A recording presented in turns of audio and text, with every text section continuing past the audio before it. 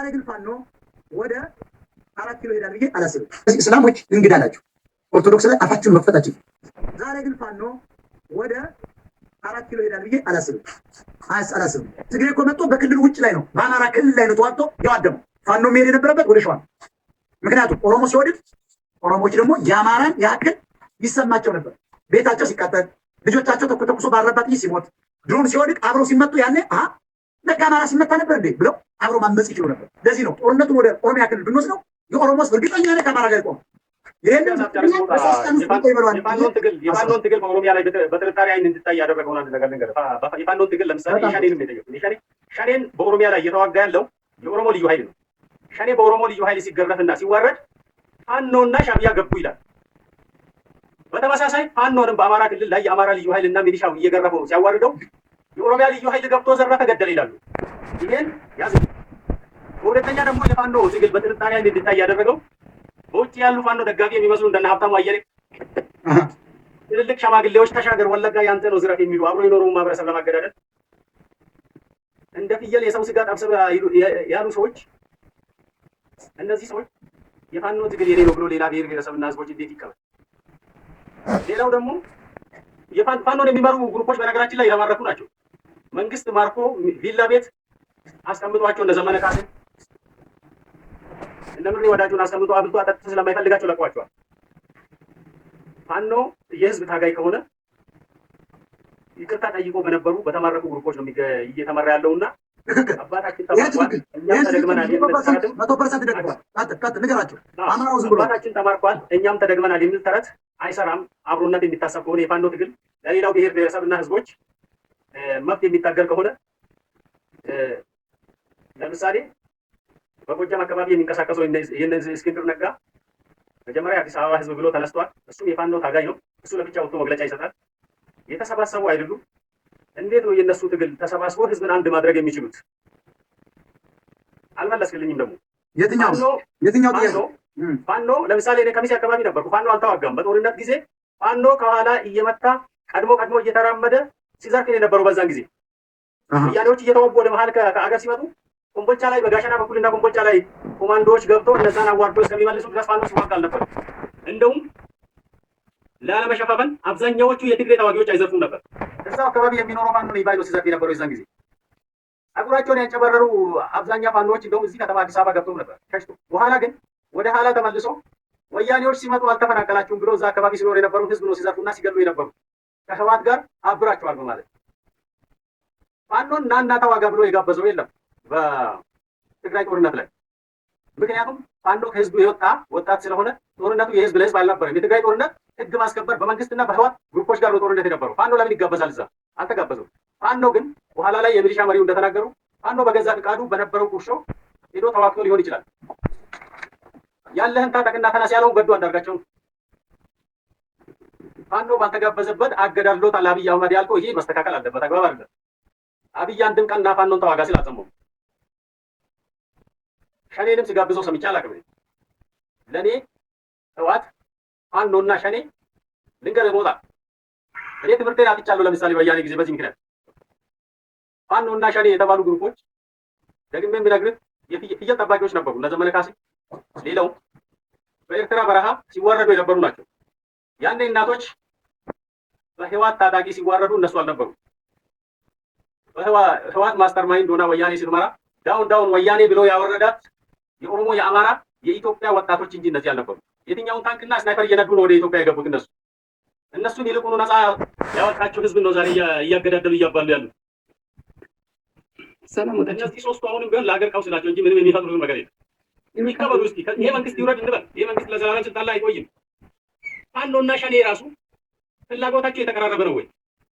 አንተ ትልቅ ሰው ነህ ሞጣ። በሀገራችን ውስጥ መሳሪያ በጣም ድምፅ ጠፋ። ድምፁ ሚዩት አድርጎታል። በነገራችን ላይ ቤቱን ገብታችሁ ይዩት። የራሱን እንትን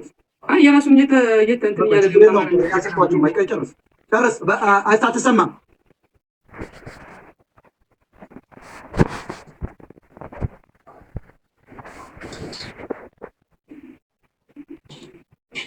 ወንድማችን ቄሮ ሚዩት ነህ።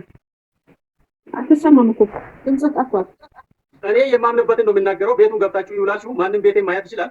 የኔና የሞጣ አስተሳሰብ በተቃራኒ ነው። እኔ የሚፈልገው በክላሽ ሰላም ይመጣል ብዬ አላምንም። አሁንም ቢሆን የኦሮሞና የአማራ ህዝብ ማለያየት አይቻልም። ቅድም አፍሪካ ውስጥ በሰላም ስልጣን አይተላለፍም ስትል ነበረ። እንደ እስክንድር ነጋ ዲሞክራሲ እያፍለታል። እሱን ይኸውልሽ፣ እሱን እንደ ኬንያ ሁሉም አይደለም አፍሪካ ውስጥ ዲሞክራት የሆኑ እንደ ኬንያ እንደ ሳውዝ አፍሪካ መለማመድ አለብን። ያንን አንድ ጥያቄ እንጠይቅህ ወንድማችን፣ ችግር የለም የፖለቲካ ልዩነት ከሌለ አንድ ከወንድማ ፖለቲካ እየሰራን አለ ባይዘው እሱም ለህዝቡ ነው የሚሰራው፣ እኛም ለህዝባችን ነው። እሱ ኦሮሞ ነው። ኦሮሞ ሰማይ ላይ ቢወጣ ደስታው ነው። እኔም አማራ ደስታዬ ነው። ስለዚህ ኮአሊሽን ፈጥሮ መስራት ሌላ ጉዳይ ነው። ግን ጥያቄ ላንተ ጥያቄ፣ የኦሮሞ መሪዎች ትናንት የተሰዋላቸውን አማራ ማለት ቅድም በጣም ደረቅ ክህደት ነው። መከላከያ ወጥቶ ፋኖ አማራ የሚባል የአማራ ልዩ ኃይል ጀግናው ነው ያተረፈ ብሏል። እንደውም ሲዋጉ ለቡል ነው። እናንተ ፈሪዎች ናቸው የተባሉ ይቅርታ እኔ የምናገር ጠቅላይ ሚኒስትሩ ስለ አማራ ጀግንነት መስክሯል። ማን ጠራው ላልከው ተጠርቷል። ማን በማን በኩል? የክልሉ መንግስት ማንኛውንም ኃይል ጠርቷል። ፋኖን ጠርቷል። ሚሊሻ ጠርቷል። አየህ፣ መጀመሪያ እኮ ፋኖ ነው ህዋትን ያባረረው። ህዋትን ያባረረው ጊጋንት የአማራ ጀግና ሳይጠራ ማን ነው የሚመልሰው? እናንተማ በእኔ ቅስቀሳ ፈርታችሁ 10 ሺህ ጦር ልካችሁ እኮ በ3 ሰዓት የተባረካችሁ። የእናንተ ታሪክ ከምርኮ ይበልጣል ይዘለቅ። አሁን ይህች ሀገር እኮ የሞተችው በምርኮኛ ጀነራሎች ስለምትመራ ነው። ለምሳሌ አትንኩ ደበሌ፣ ባጫ ደበሌ ምርኮኛ ነው። አባዱላ ምርኮኛ ነው። ብርሃኑ ጁላ ምርኮኛ ነው። አበበ ገረሱ ምርኮኛ ነው። የትራንስፖርትና መገናኛ የነበረው ሰውዬ ምርኮኛ ነው። ኦሮሞ ከምርኮ ውጭ ምን ታሪክ አለ? ሌላው 10 ሺህ ጦር አሰማርታችሁ አማራንና ትግሬን እያፋጫችሁ፣ እናንተ ግን በአፋር በኩል ሄዳችሁ እንደውም ዜናው በጣም እንደ ሙሉቀን ተስፋው የሚባል ሌቦች ቆንጆ አንድ ኦሮሞ ልጅ አይተው በጣም ተምራለች ባይዞ ይችንማ ማግባን ነበር። ምን ብሎ ዜና ሰራ? በአሌን አዴፓ የሚባለው ጀግናው የኦሮሞ ጦር ገና ከአዲስ አበባ ሲንቀሳቀስ የህዋት ጦር ሸሸ። ተመልከቱ። ግን በሶስተኛው ቀን ስናይ ማልታቂ ጉርባ ማይላል ያውም አማርኛ ይችሉ ተማርካችሁ ማለት ነው። ጠቅላይ ሚኒስትራችሁ እኮ የአማራን ጀግንነት የፋኖን ጀግንነት የሰራውን ጀብድ አስቀምጧል። ለአንተ ጥያቄ በዚህ አያይዤ ጥያቄ የኦሮሞ መሪዎች እና ጀነራሎች እነዚህ ምርኮኛ ጀነራሎች ትናንት የተሰዋላቸው ስልጣናቸውን ያስጠበቃላቸውን አማራ እንደው ፋኖስ ጠላት ይበሉት መጥቶ መውጋት ምንድን ነው? ፌር ነው ብለህ ታስባለህ? በቀያችን ላይ ኦሮሞ የተባለ ማንኛውም ኃይል አማራን የመምታት መብት አለው። ዓለም አቀፍ ህግ ሳለው ለምን በጌዲዮን ጢሞቴዎስ ከ6 ወር ያለፈ ከዓመት በላይ እኮ ነው አማራን እኮ ጀኖሳይድ ፈጽሟል። የኦሮሞ መንግስት ነው ያልኩ እንጂ ኦሮሞ አላልኩም። የኦሮሞ መንግስት ነው። ያም ጠቅላይ ሚኒስትሩ በኦሮምኛ ባሌ ላይ መንግስቱ ብልጽግና የኦሮሞ ነው ብሏል። ሬጅስትር ኢብን ባንክ የኦሮሞ መንግስት ነው ብሏል። ከጠቅላይ ሚኒስትሩ የኦሮሞ መንግስት ለመሆኑ የምናየው በመከላከያ ስም የኦሮሞ ልዩ ኃይል ይመጣል፣ ይፎክራሉ፣ የተወሰነውን ይገላሉ። ላስጨርሰኝ፣ የተወሰነውን ከገደሉ በኋላ ጀግንነት ስላላችሁ ይማረካሉ። እኔ እንዲያውም እነዚህን ለምን ትማረካላችሁ ነው? ለምን ይማረካል? ማረሸን አለበት ፋኖ ነው። ሌላው በጦርነት ጊዜ አልተዋጉም ያልከው በጣም እጅግ ነጭ ውሸት ክህደት ነው። ይሄ የተለመደ የኦሮሞዎች ክህደት ነው። ጠቅላይ ሚኒስትሩ ቅድም እንዳልኩት ፋኖ ጀግና ነው፣ ልዩ ኃይል ጀግና ነው። በተለይ ፋኖ ነው ሚሊሻው ጀግና ነው። ለሶማሊያ ሄዶ ይዋጋል። ፋኖ ጀግና ነው። እኛ ብንጠራው የሚዋጋ ነው። አኩርፎ የሚቀራል የኢትዮጵያ ህዝብ አለ፣ የአማራ ህዝብ አለ። ሲያታልል ነው። ስለዚህ ከሞት ያተረፈው እንደው መከላከያውን ፋኖ እንደሆነ በመላው አገሪቱ የተሰበሰቡ የመከላከያ ሰራዊት ከብዙ ብሔር የመጡ ሂድና ዩቲዩብ ላይ ተመልከት የፋኖን ጀግንነት፣ የአማራ ልዩ ኃይል ጀግንነት። ለዚህ ነው የኦሮሞና የትግሬ ህዝብ የጋራ ጠላታቸው አማራ ነው። አማራ ካልጠፋ እንቅልፍ አይወስዳቸው። አማራ ግን የናየው አየሽ፣ ችግራችሁ የእናንተ የትግሬና የኦሮሞዎች አሁንም እኮ እያየናችሁ ነው። ህወሓትን በፓርላማ ወስናችሁ ከነ አርማዋ እንደ ናዚ ማጥፋት አልፈለጋችሁ። አረንጓዴ ቢጫ ቀይ አያቶቻችሁን የወደቁበትን ባንዲራ እኮ ግብጽ ደግሞ የጀርመን ነው። ያን ባንዲራ እኮ ባህላችን እያላችሁ ሬቻ ላይ የምታውለበሉ ናችሁ። እናንተ ኢትዮጵያ ያላችሁ እኮ ባይዘው እናንተ ኢትዮጵያ ያላችሁ ለምን በላይ የኢትዮጵያ ሰንደቅ ዓላማ ከመኪናና ከአውሮፕላን የፋቀ ኦሮሞ አለው አታየ እኮ በኢሬቻ የወጣው አንድ አረንጓዴ ቢጫ ቀይ ይዞ አይወጣም። የህወሓትና የእናንተ ነው የጋራ ግብረ ኃይል። ኤርትራውያን ደግሞ ይዘው ይወጡ። ይሄ ማለት እኔ ለህዝብ የምነግረው ሁለቱም ህዝቦች አማራ እንዲጠፋ ይፈልግ። ለዚህ እኮ ነው የማኦ ሴቲንጉን ፖለቲካ ይሰሩብን። ምን አደረገ መሰለ? ህወሓት ዱቄት ሆናለች አለና እኔና ብርጅስቶን አለች እያልን ታስታውሳለህ። እንደ ዱቄት በኗል ሲል ተደራጅቶ 300 ሺህ ደርሶ መጣና ሙሉ ወሎን ከፊል ጎንደርን ከፊል ሸዋን ማይካድራ ጭና ያን ሁሉ ሰው ጨፍጭፎ ደብረ ብርሃን ሲደርስ አማራን ቀጥላለሁ። አማራ መለሰው። መከላከያውማ የእናንተ ኦሮሞችማ ፈርጥተው አሩሲና የት ነበሩ? በሱሪያቸው ሸንተው አሩሲ ነበሩ የደረሱ። ይሄ ውሸት አይደለም። እናንተስ አሁን እያያላችሁ አይደል? መከላከያው ጀግና ነው፣ ኦሮሞ ጀግና ነው ትለኛለህ። አሁን የምናየው እንደ ከብቶች የሚነዱት የኦሮሞ ወጣት አይደለም። ይሄ ሁሉ ደግሞ ሲረባው አይችል ኦሮሞ እያዛጋ አይተሻል። የእግሩ ክፋት እንዲህ ይረዛ አንተ የማ ማራ ነው ይመስል ወይ ትግሬ ነው የአማራ ዘር ነው ያለው የራሱ ሰውዬው። አንተ ራሱ አዲስ ኦሮሞ ነው። አንተ አዲስ ብርጅስቶን ፖለቲካ ኦሮሞ ነው። ይሄ ኦሮሞ ነው። ነገዱ የሴም ነው። አንተ ባንተ አንተ ኦሮሞ አይደለም። አንደኛ ኦሮሞ የሚባል ኦሮሞነት የለማ እንግባባ። ኦሮሞ ማን ነው? ኦሮሞ አይደለም አንተ ኦሮሞ እኮ ለማላገጥ አይደለም። ይሄ እኮ ነው እናንተ ችግራችሁ። ኦሮሞማን ካልጫን እንበላለን ቁረጥ ማለት እያላችሁ ነው። ኦሮሞና ኦሮሞማ የፖለቲካል ስም ነው። የኦሮሚያ ክልል የሌሎችን ጨፍልቆ የያዘ ነው። አማራን ለማጥፋት፣ ጉራጌውን ለማጥፋት፣ ለመስፋፋት፣ አገር ለመሆን ነው። ኦሮሞ ሁልጊዜ ተስፋፊ ነው። መሬት በቃኝ አይልም። የኔን ሁለት ግራ ካልሲ ቢያይ ኦሮሞ ቄሮ ወይ ኦሮሞ አባገዳ የሞጣ ቀራኒዮ ካልሲ አንደኛው እኮ የኔ ነበር። የዛሬ 500 ዓመት እኮ ተሰርቶ መገርሳ የሚባል አያቴ ኦሮሞ እኮ በአዲስ አበባ ምንድን ነው ስትለው መቋለ ያንድት መገርሳ የሚባል ሰውዬ በዚያ ጋር ሄዶ ነበረ ፍየል እየነዳ ተመልከት። ኦሮሞች አንደኛ ኦሮሞ ማለት የሚባል ህዝብም የለም ትግሬም የለም። እንደ ታሪክ ስንል ወያኔና ሻዕቢያ ያመጡላችሁ መንግስቱ ኃይለማርያም ልጃችሁ ጋላ ከሚለው የጀግና ስም 28 ነገር ስላጠፋችሁ ኦሮሞ ብሎ ነጋሪ ጋዜጣ ላይ የታወጀውን ማየት በቂ ነው። ስለዚህ ኦሮሚያ ክልል የፖለቲካ ክልል ነው። ለምን መላውን እዚህ 16 ሚሊዮን አማራ የሸዋን አማራ አዲስ አበባ ለመጨፍለቅ ነው። እናንተን እኮ ቂጣችሁን ገርፎ ከአዲስ አበባ ወደ ናዝሬት 97 እኮ ቅንጅት መጀመሪያ ይኸውልሽ በቃ አልቻለም፣ ነቅሏል። አልቻለም። ሀይል ክላሲክ ፖለቲካ እነች ነው ኦሮሞ በቃ ጭራው ሞታ አንድ ያዘው ሀሳብ እንደታቋጭ ሁሉም እየሰማ ነው። ይኸውላችሁ በመጀመሪያ ደረጃ ናዝሬት ደብረ ዘይት እያሉ ዋጡ። ኦሮሞ መስፋት ነው። ሴትለር ነው፣ መጤ ነው፣ በጣም ገዳይ ነው። አባገዳ የሚባለው ገዳይ እኮ በየ8 ዓመት ሮዳር እያለ ጀርባን ጠብጠብ እያደረገ አማራ ግደል። አሁን እኮ የኦሮሞ ወጣቶች አማራን ቢችሉ እኮ አድርገው ጨርሰዋል። ስላልቻላችሁት ግን መላው ኦሮሞ ህዝብ ማለት አይቻልም። በጣም መልካም በሚለው ኦሮሞ ደግሞ አንተ የተጋባ ኦሮሞ ባይዞይ የክላስ የእንትን ስም የፖለቲካ ስም ኦሮሚያ ክልል አማራን የማጥፋት የተቀመጠ ቦምብ ነው፣ ፈንጅ ነው። አሁን ገና 16 ሚሊዮን አማራ እግራቸው መሬት ስላልነካ ነው ፋኖ ሲያጠፉት ምን እንደሚያደርግ ታውቂያለሽ?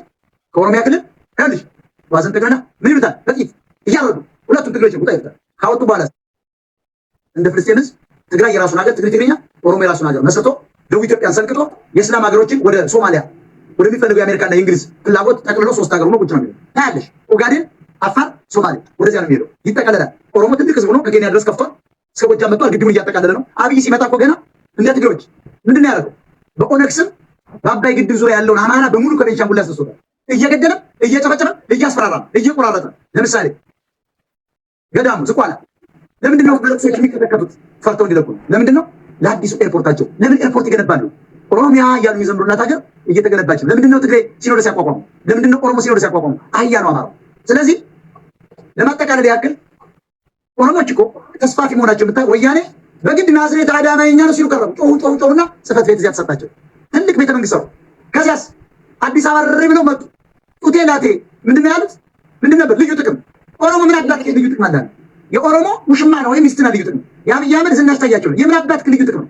እኛ እኮ አባይን ያክል የዓለም ወንዝ ተሸክመን ልዩ ጥቅም አልጠየቅም።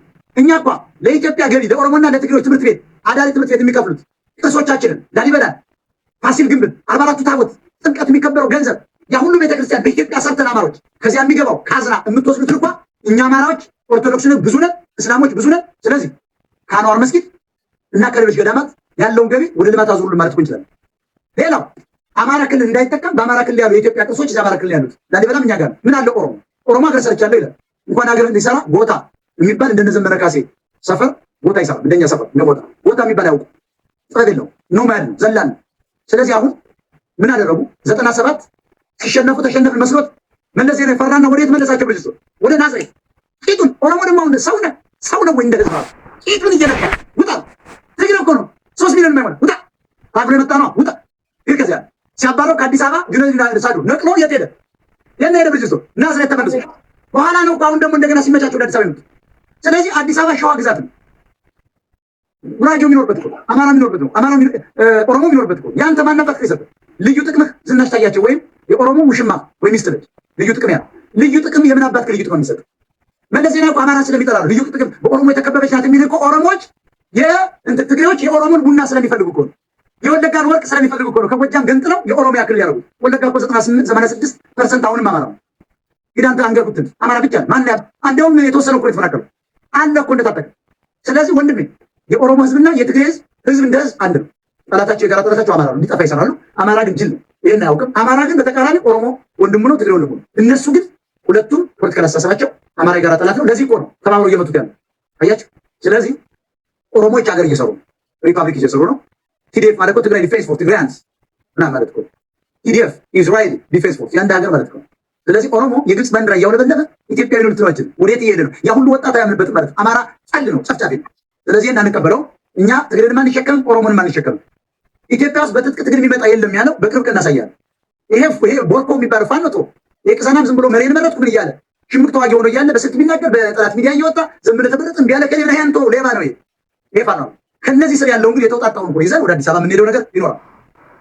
ቅርፍ ላይ ይዛቸው ይሄን መልቀቅ ነው። በቅርብ ቀን እናባራቸው የተከበረው ቤተመንግስት እናስረክባለን።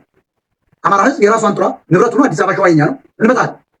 ብልጽግና ሙልጭ አድርገን አባረን። ኦሮሞ ግን ወንድሞቻችን ነው። እንደ እውነቱ ከሆነ ኦሮሞን አሁን አንዳንድ ዶክተሮች ያን ከዋየው ውሸት ነው። ኦሮሞ በጣም ብዙ መሬት ይዟል በታሪክ አጋጣሚ። ግን ኦሮሞ ሀገር መምራት አይችልም። ስለዚህ ባለ አገር ቤቶች እኛ ነን። ኦሮሞ እንግዳ ህዝብ ነው። እስላም እንግዳ ነው።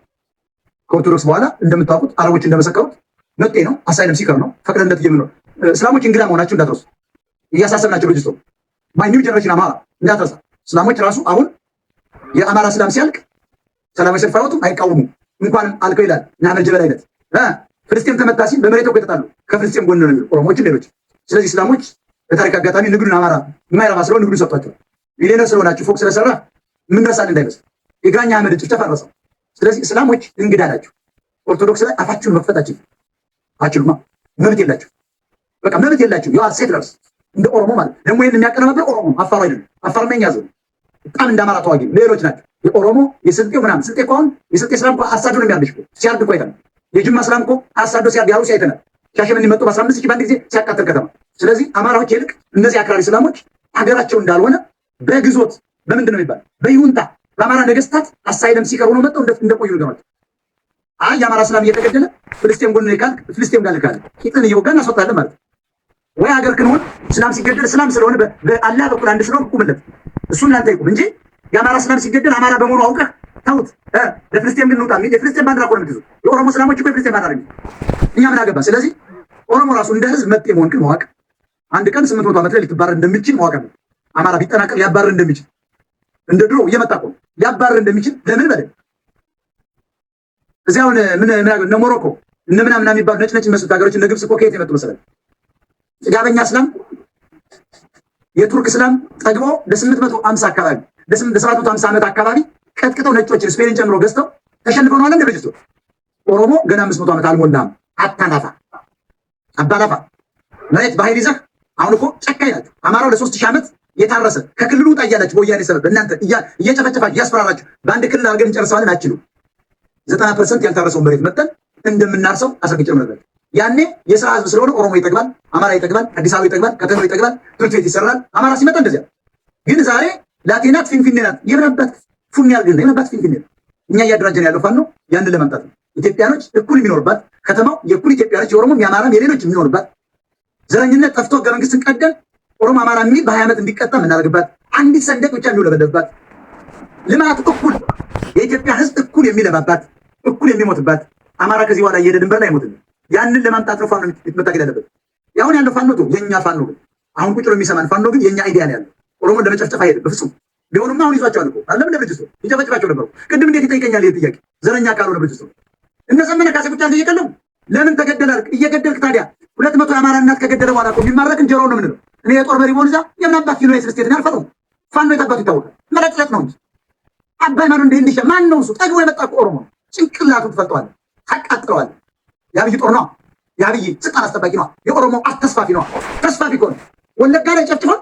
ከትግሬዎች ጋር እንደገና ተሻግሬ ደግሞ አማራን አንበረክከዋለሁ እኮ ይሄ እኮ የነግራኛ አመል ነው።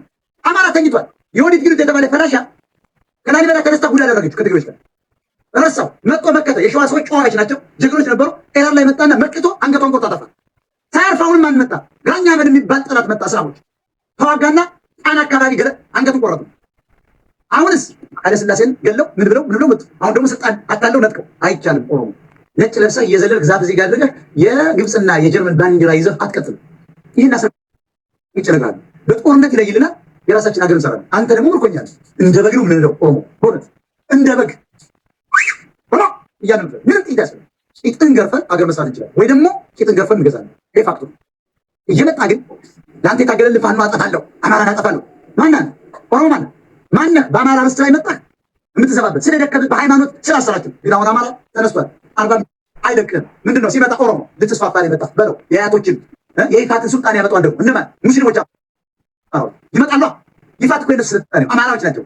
ይፋት ማለት ትልቅ መንግስት የነበሩ ነገስታቶች ናቸው። ባይዘው የአማራ ሙስሊሞች ሰዎች አማራ ናቸው። ሃይማኖት ነው የተቀበሉት። ወደዮች ሰዎች እኮ አማራ ናቸው። ሃይማኖት ደግሞ ነገ እንደ ዮናስ ዋያው እንደ ጃኬት ምትወርቀው ጴንጤ ሊሆን ይችላል። ምን እኔ ግን ከኦርቶዶክስ አለቅ የኦርቶዶክስ ዘመናዊ ኦርቶዶክስ ነው። ይሄ አርሴማ መጣ ምናምን በርሜል ጊዮርጊስ ገብቼ ባናት ተከል አይታችሁታል። ይሄንን ነገር በሌላ ጊዜ ያሳያችኋለሁ። አንዱን አስረው ሲከፍት ይሄ እኮ በቃ ጀኖሳይድ እኮ። ስለዚህ የምነግራችሁ ነገር ኦሮሞዎች እናንተ እነማን ናችሁ? አማራ መሬት ላይ መጣችሁ ለማንበርከክ የመጣችሁ። እኔና ብርጅስቶን የምንሰራው ከኦነግ ከህዋትና ከሻዕቢያ ነፃ ለመውጣት ነው። እነሱን ተሸክመን 4 ኪሎ ለሜዳ አብረን ተዋግተን ለሜዳ ኦሮሞ ለመግደል አይደል፣ ኦሮሞ ህዝብ ለማሰቃየት አይደል። ያቺን ሀገር ልንረከም የጥንት ሰዎች ነን። ኦሮሞ 450 ዓመቱ ነው፣ መጤ ነው። እንደውም መጽሐፍ ይጽፍበታል። ስልጣኑ ስንይዝ ኦሮሞን እንደ አሜሪካ ህገ መንግስትና እንደ አሜሪካ ታሪክ ይጻፋል። ያላ መሆኑን ከየት እንደመጣ ስድብ እንዳልሆነ ምናምን መንግስቱ ኃይለማርያም በጊዜ እንደቀየር አሁን ደግሞ ያላም አማራ ኦሮሞም እንደሌለ መታወቂያ እንደቀየር አንድ ናሽናሊቲ ኢትዮጵያ ብቻ እንዲሆን እናደርገዋለን። ከዚያ በኋላ ጋላ እያልክ እንደ ስድብ ቆጥረህ የምትቀጥል አማራ ካለ ጭንቅላት ትፈጥራለህ። አይቻልም። ጋላ ከየትም አልመጣ። ከፍ ሲል ጥቁር ነን። ዴናችን እኮ አለን። ደማችን ቀይ ነው። ከፍ ሲል እንደ አፍሪካ ነው የምንጠቀም።